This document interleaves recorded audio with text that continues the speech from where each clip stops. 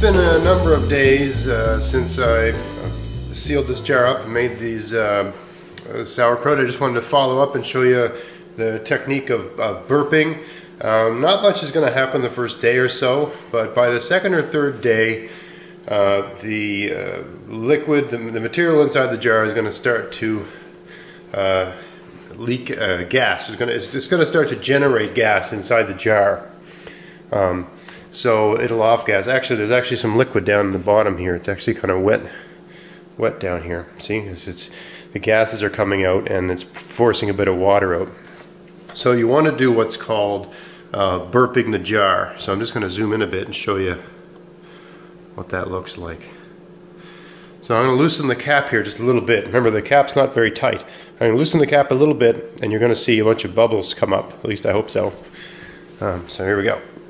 You ready? I don't know if you saw that, but and that depends on how tight you've got the cap. But if you get the tap on reasonably tight, the tighter you have the cap on, the more bubbles you're going to see. Mine's quite loose, so the gases are escaping anyway. But anyway, you want to sort of every couple days you do that and give it a tap and just make sure all the air, because you want all the oxygen out of there. It's supposed to be an anaerobic, air-free environment, right? Everything's supposed to be happening when there's no air. So if you see any air bubbles anywhere in there, just give it a little, you know, agitation. Try to get all that to come up and out, which I've done. All right, just do that every couple days.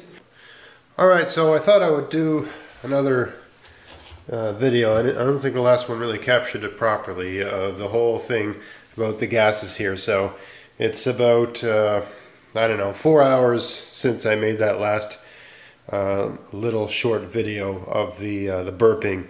So again, gas is generated, or the fermentation process generates gases within the liquid.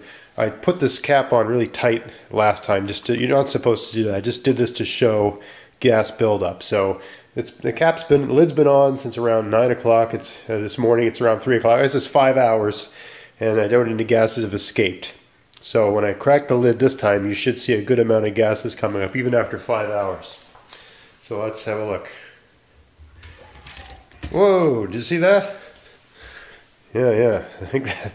So that's just after 5 hours, and that's why you don't want to have it tight, because eventually, you know, mason jars aren't meant to handle internal pressure. They're meant to handle pressure from the outside, not from the inside. They're not like pop bottles. They don't work that way. So yeah, when you tighten this, there's still some gas coming out, right? So this is still working. I think I put this in the jar last Thursday. It's now Tuesday, so it's been close to a week. So when you tighten the lid, I would just tighten it until the jar starts to turn. See, like that? Once it turns like that, you're tight enough. That should allow gas to come out. And you can see down below it, see the paper down there? I put some brown paper. It's wet, right? You can see how it's moist, right? From, you know, as the gases come out, they'll push a little bit of liquid with them, and it'll run down the side of the jar. Anyway, the point is you don't want to have this too tight, because you want there to be pressure in here, and any gas exchange between the inside and the outside, you want that gas exchange going from the inside to out, right? You don't want the air going in, right? Because then you've got foreign you know, pathogens or organisms, you know, organisms in the air, right, going in. You don't want that. You'll get that white scum across the top and so on, which again isn't the worst thing in the world, but it's kind of gross to look at. You'll notice 2 days from now, remove the top, and I mean, fingers crossed, there won't be any white scum on the top, because put a rock on top to weight it down, and the only thing on the surface is the liquid. Hopefully fate is not going to make a liar of me. All right, so see you in 2 days. Hey, it's day 7, and this is ready to go into the fridge. You don't have to ferment for 7 days. You can do it for 3 days, 4 days, 5 days, 6 days. That's really up to you and your sense of taste. For me, personally, I find 7 days is about right. You can even do it longer and the taste gets stronger. But for me, I find 7 days is about right. I clamped the lid on really tight yesterday after I burped it, so that you can see that even on the 7th day, well, we'll see, but even on the 7th day, it's still working and there's still activity going on in there. But once you put it in the fridge and cool it down, that activity continues, but it slows way, way, way down. So let me zoom in here and we'll burp this one last time, and you can see the whimsical effervescence that is lacto-fermentation. All right, stay with me. Okay. So just watch right around here. You'll see the bubbles start to... Actually, let me bring the camera a lot closer so you can hear as well. Hopefully you can hear that. Let's see. Bring it a little bit closer. All right.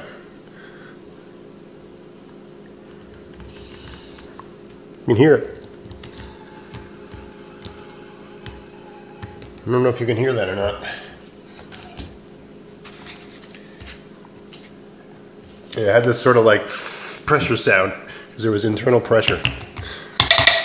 Anyway, you give it a couple taps, try to get all that air out. Now let's look at the top and let's just see if there's any of that comb, that white scum that sometimes forms. Let's see. The stone should have prevented it. Yeah, it's clear.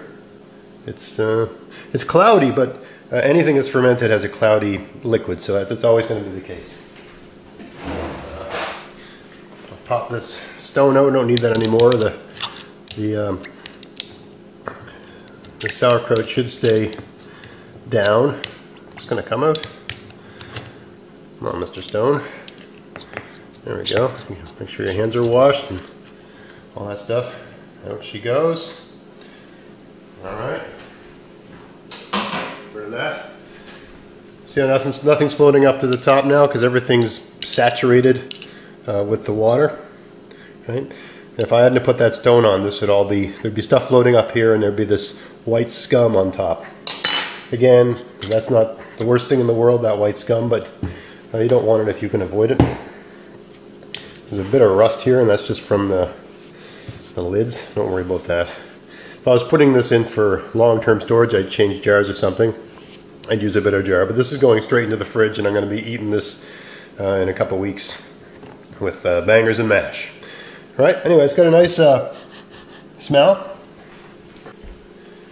Here, I'll break my own rule and show that you can eat it right out of the jar. It tastes better if you let it sit a little bit. But anyway, just in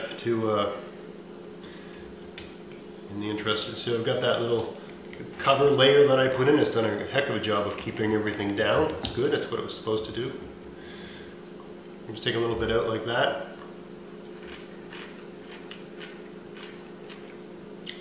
Yeah, it's good. It's very acidic, very salty. It needs to sit a couple weeks. You put that in the fridge, let it sit a couple weeks, and it just gets better. Somehow it gets sweeter, and it just improves. So the taste after 7 days, edible, still good, but it's going to be a lot. Same with any sort of fermented thing like this. It tastes better if you've let it cool down and just let it sort of continue to ferment, but in a slow, cool way. Flavors change, they get better after about a week, or 2 weeks actually, I would say 2 weeks. All right, so, and you can see here, it's not like we're canning something where you have to lock everything down and have everything perfectly, you know, I'm letting, everything's exposed to the air here. This is going to go in the fridge, and it's just a different sort of process. When you're canning something, you're keeping everything out, and when you're doing lacto-fermentation, you're creating a culture inside the jar that doesn't let anything bad in.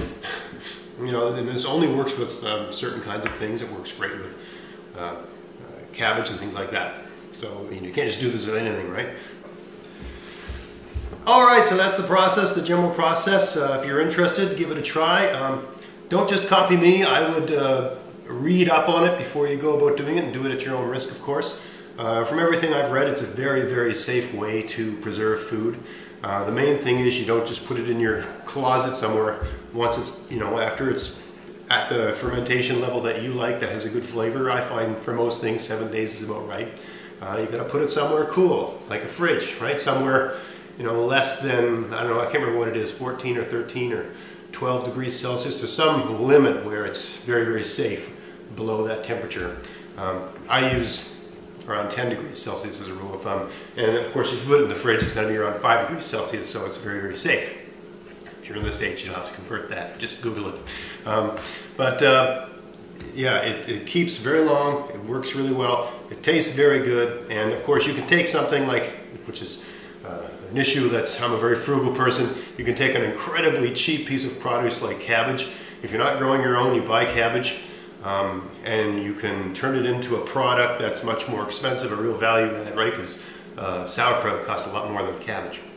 So, and not only that, but you're increasing the actual nutritional value of it. It's the same in the same way that taking milk and making yogurt, right? Yogurt has more nutrition than milk because you've started a bacterial culture, a bacteria that's good for your body.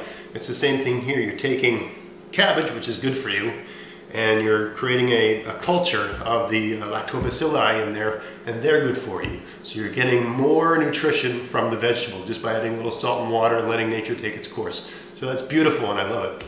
So I hope you found that useful. I hope you enjoyed my first cooking video ever. Let me know what you think. I plan to do more. We'll see how it goes.